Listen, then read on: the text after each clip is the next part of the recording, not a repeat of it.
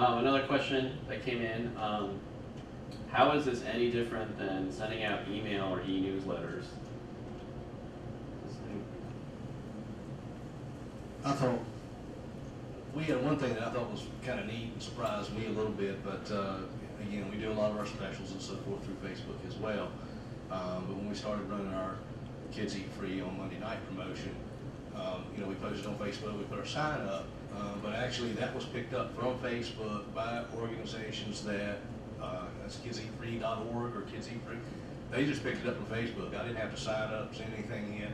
So now we're listed on all those registries for families that are out there looking to, you know, for a cheap dinner for the kids. So, and we didn't have to do anything except post our special on Facebook.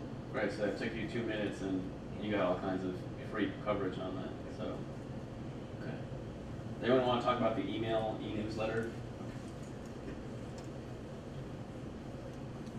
Email is not dead, contrary to what people think. How many of you cannot, if you have email on your phone and you see that those messages are there, are you going to go to bed before you can not read those? No, you're going to sit there and you're going to look at it. So there is value behind email, and email is heavily supported by Facebook and Twitter, as is Facebook and Twitter are heavily supported by email, because everybody's going to read from a different venue. Now the advantage to email you have is the ability to put in a more substantial amount of information or content, such as a newsletter. Someone can save it and not necessarily have to delete it right away. They can save it, they can go back to it, they can go back to it, and they can open it up, and they can click your Facebook link, your web page link. They can respond back to you, the email sender, directly with a direct message that's going to be read almost instantaneously, because obviously if someone's sending you an email, they're going to be reading that email when it comes back. So one other thing to consider with all of this in the electronic online world is how all of this plays together for optimization with your web page. Everything, and Google especially nowadays, is really keen on where you are on the internet.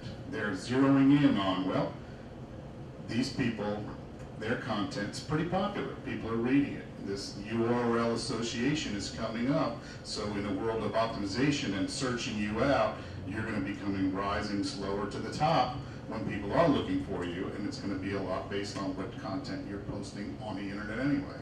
And remember, this is all internet-based information. So you just have to think about how it all feeds in and where play to the audience, because the audience is going to read and react to what you're going to get your best money for. Anyone else want to take that email?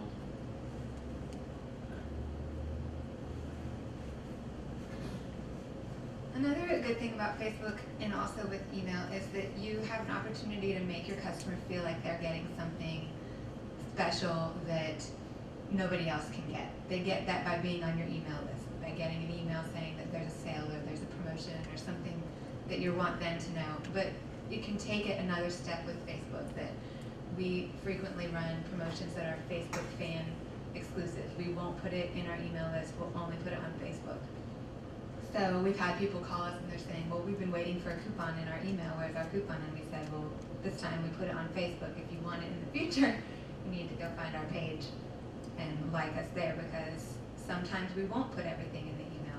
That you want your content to get to the most people that it can. So if they're not going to be checking Facebook, it needs to come in an email to them.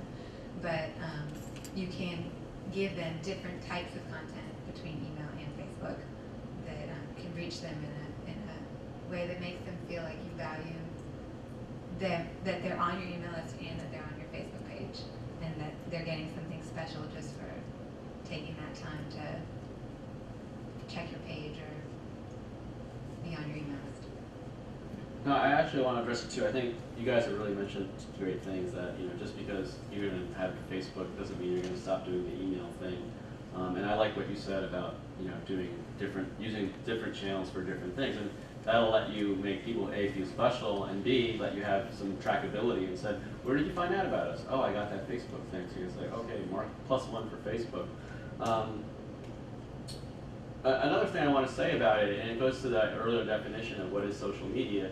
You get an email, and besides, how many people forward emails to a bunch of people?